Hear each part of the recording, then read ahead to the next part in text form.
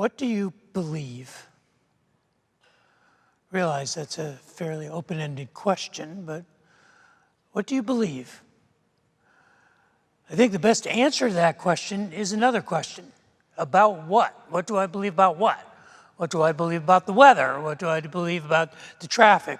What do I believe about politics? What do I believe about economics? What do you believe about the solar system? What do you believe about your place in the universe? What do you believe? It's a complicated question. It's an awkward question because we are more accustomed to thinking not in terms of what we believe, but what we know. What do you know? We're an empirical people. We are people who are drawn to the scientific method. Our beliefs can change and our beliefs can be ambiguous, but if we want to know something, we want data, we want facts, we want truth. So what do you know? What we don't realize is that what we believe and what we know are virtually the same thing. You see, if you investigate your existence, if we investigate our life at the microscopic level, if we look at what is the universe made of, what is the world made of, what are we made of, and we push into it to the atomic level, we know that everything is made up of some kind of atomic structure, and that the atoms are made of protons and neutrons and electrons. And if we push into that even further, we know there are supersymmetrical particles that actually make up the electrons and the protons and the neutrons that actually make up the atoms. And they are made up of things like bosons and quarks and string theory, and everything is made up of something. And the further in we push to it, the more we realize we're not sure what we know. It comes down to, what do you believe? What do you believe?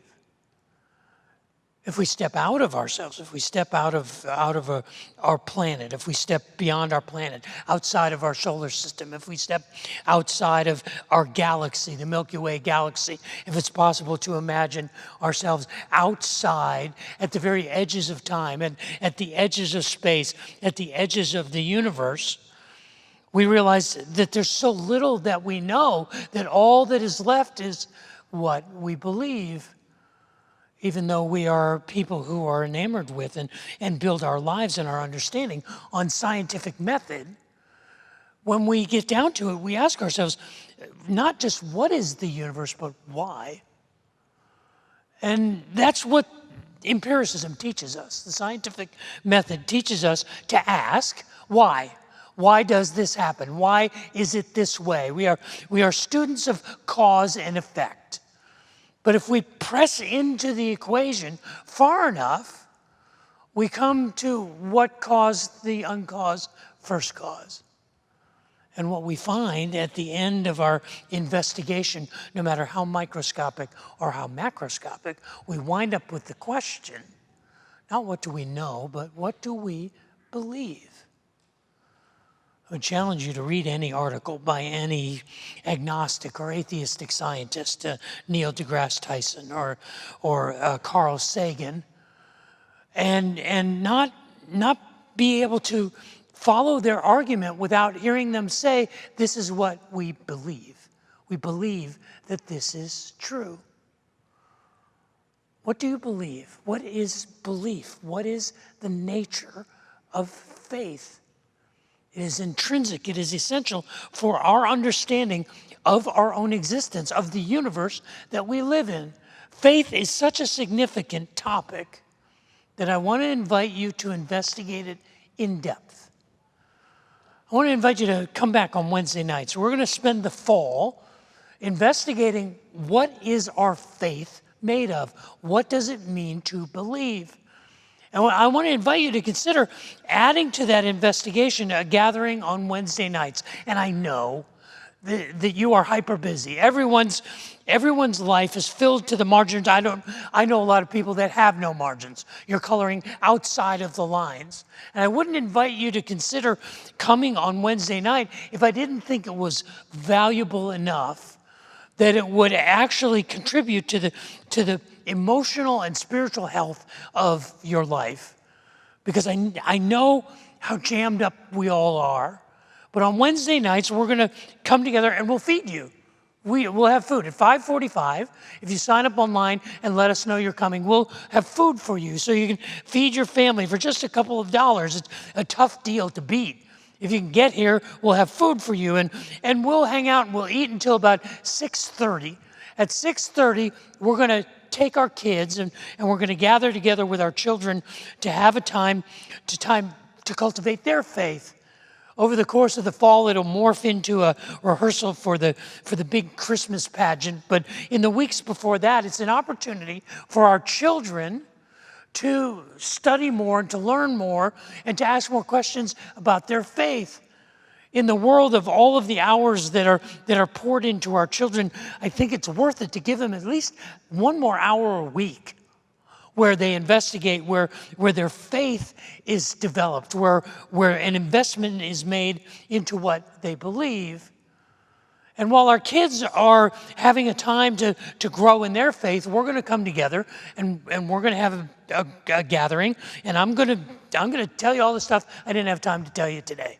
I'm going to take all the pages of notes that I have that I don't have time to share, and we're going to talk more about what we talk about each Sunday. But then around 6 o'clock, or at around 7 o'clock, we're gonna ask you to go out into small groups, into discussion groups.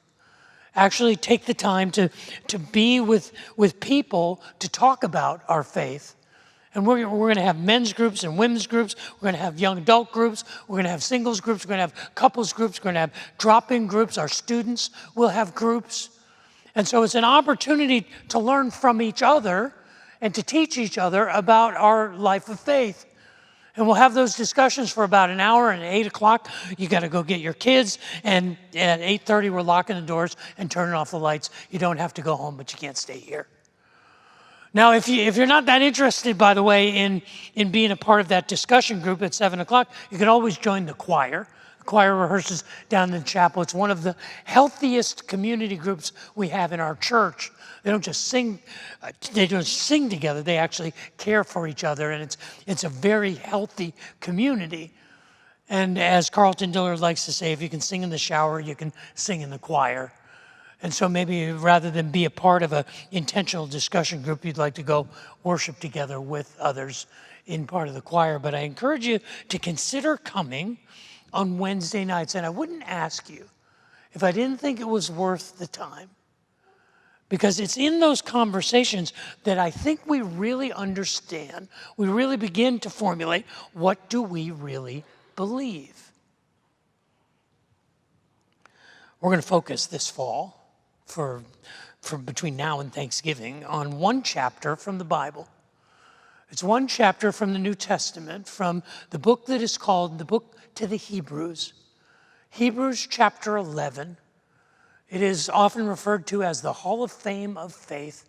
It is profiles of faithful people. And we're going to spend the entire fall looking at these biographies of faith, these examples of what faith looks like. But today we begin with the prologue, with the first 3 verses, with an audacious statement about what faith is. Hebrews chapter 11 begins by giving us a definition of faith. It says, faith is confidence in what we hope for, and assurance about what we do not yet see. This is what the ancients were commended for. Because we know, by faith, we understand that the universe was formed at God's command so that what is seen would be made from what is not visible. Today, as we begin our conversations about what we believe, what is the nature of faith, we start with the prologue, the introduction, that faith is confidence in what we hope for, the assurance of what we do not yet see. But before we dig into that, I believe we should pray. Would you pray with me? Father in heaven, I would ask that the words of my mouth and the meditations of my heart would be pleasing in your sight, and that you would use your word spoken by your servant and anointed by your Spirit to challenge us and to clarify for us what we really believe. Pray that we will be available to learn and to grow together today. For I ask that in Jesus' name, amen. The book that is called the Book of the Hebrews, or the book to the Hebrews, the letter to the Hebrews, is the only New Testament book that we don't know who wrote it. It is anonymous. And for the first 4 centuries of the early church, the argument was whether or not this was really an inspired canonical work, because the author was unidentified. Through the centuries, the predominant argument was that the book of Hebrews was written by the Apostle Paul, that it was the Apostle Paul's anonymous letter to his Jewish community. The problem is the grammar and the syntax and the vocabulary of the book is very un-Pauline. And I think they just agreed to say it's probably Paul so that they could move on.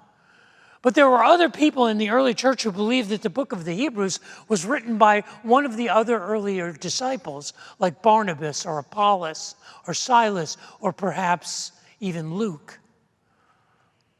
They don't know. We don't know who wrote the book of Hebrews, and scholars have debated it for 2,000 years. But I'm here to tell you today that I know who wrote it. And the reason that the book of Hebrews remains anonymous to this day is because the book of Hebrews was written by a woman. The book of the Hebrews was possibly written by a woman named Priscilla or Lydia. Perhaps the book was written by a woman named Tabitha, who the Apostle Peter raised from the dead. It's very possible that the reason the book of Hebrews has remained anonymous for 2,000 years was because of the prejudice that would not allow a woman to be the author of a canonical book. But if you read the book of Hebrews, if you study it, you realize the complexity of thought, the dramatic vocabulary that is used, the intelligence that is behind the writing of the book of Hebrews. It can't be a guy. It just can't be. So I don't know for sure if Priscilla or Lydia or Tabitha or Dorcas or any of the other early female disciples of Jesus wrote it, but I like to say that she was a genius. And what she begins with in Hebrews chapter 11 is an outrageous statement about the nature of faith. Hebrews chapter 11 begins where she says, and now we know that faith is the confidence we have in what we hope for, and the assurance we have in what we do not yet see. I kind of write this verse as a formula. I represent faith as an F that equals confidence over hope and assurance over that which is unseen. And in order to balance the equation, if faith is singular, that means that these two fractions have to be equal whole numbers, so that our faith and our confidence and our assurance have to be equivalent to our hope and to that which is unseen. And that doesn't help at all. That doesn't help us understand what faith is at all. And I sat there Monday and I wrote this formula and I said, oh, this is deep. This is good. And then I spent the next 4 days hitting my head on the desk going, what does this mean? I don't understand. I'm trying to get my head around this idea of what is faith. And it was staring me in the face. The whole time, it was hidden in plain sight. She wrote it in the next verse. You want to know what faith looks like? Look around. Look at the history of men and women in faith. Talk to one another. She says in verse 2, this is what the ancients were commended for. Hebrews chapter 11 is the Hall of Fame of faith. Hebrews chapter 11 is story after story of men and women who exemplified the courage and the intelligence and the hopefulness of a life of faith. And I think that's where we learn about what faith is. Faith is not a concept that's an abstraction that we cannot see. We see it in each other. This is why I'm encouraging you to consider coming on a Wednesday night and exposing yourself and being vulnerable in a small group of people who are sharing their faith journey. Because there will be people there who will have gone down the path that you are headed down. And they will have learned the lessons about a life of faith. And you see what that faith looks like in their story. By getting together and by sharing our faith story and by studying the nature of our faith, we begin to see it in each other, because that's how we understand what faith is, how it is manifested in our lives. And you may think, well, I really don't have much of a faith story. I promise you, there's another person who is in the shadows of your journey, and they are headed for where you have already been, and they need to hear from you how your faith saw you through. You see, we learn about faith from each other, and this is what the author of the book of Hebrews understood. That faith is not just an abstract concept. Faith, we see faith in the evidence of the lives of the people who are living faith in front of us. This is how the 11th chapter unfolds. By the time she gets to the end of Hebrews chapter 11, down in the 32nd verse, she begins to summarize what faith looks like. It says, what more shall we say? I do not have time to tell about Gideon, Barak, Samson, Jephthah, about David and Samuel and the prophets, who through faith conquered kingdoms, administered justice, and gained what is promised, who shut the mouths of lions, quenched the fury of the flames, and escaped the edge of the sword, whose weaknesses were turned into strength, and who became powerful in battle and routed foreign armies. Women received back their dead, raised to life again. There were others who were tortured, refusing to be released so that they might gain an even better resurrection. Some faced jeers and floggings and even chains and imprisonment. They were put to death by stoning. They were sawed in two. They were killed by the sword.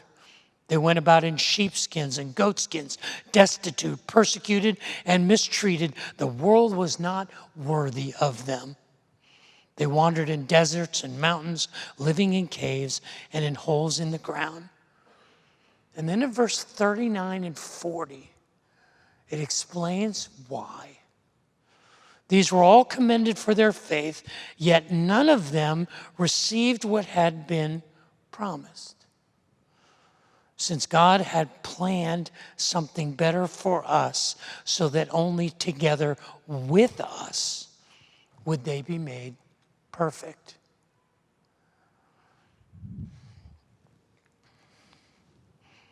I have been in too many hospital waiting rooms, too many ER waiting rooms, too many surgery waiting rooms. I have sat at too many bedsides holding the hand of someone who would not leave that room alive.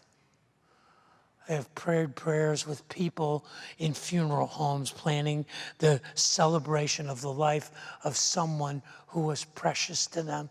I have had too many conversations about people in grief and in pain, facing loss and trauma. And in all of those conversations, the conversations that are laced with the how can this be happening? And the why is this happening now? Why is this happening to them? Why is this happening to us? Why me? I realized that the only answer that I know is that there is a reason. What faith provides us with is the assurance that there is a meaning and there is a purpose and there is a reason.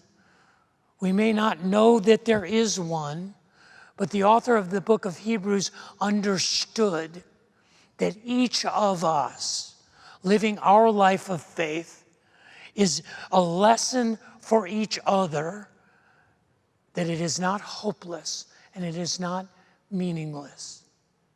Verse 3 of Hebrews chapter 11, it says, "Now by faith we understand that the universe was formed at God's command, so that what is seen was not made out of what is visible."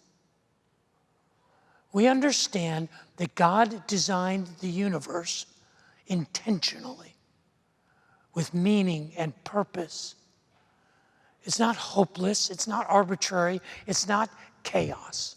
The world that we live in is a world that God has designed on purpose, and we teach each other by faith to trust in that purpose, in that meaning. See, I think this is what that formula means, that faith equals a confident assurance of an unseen hope.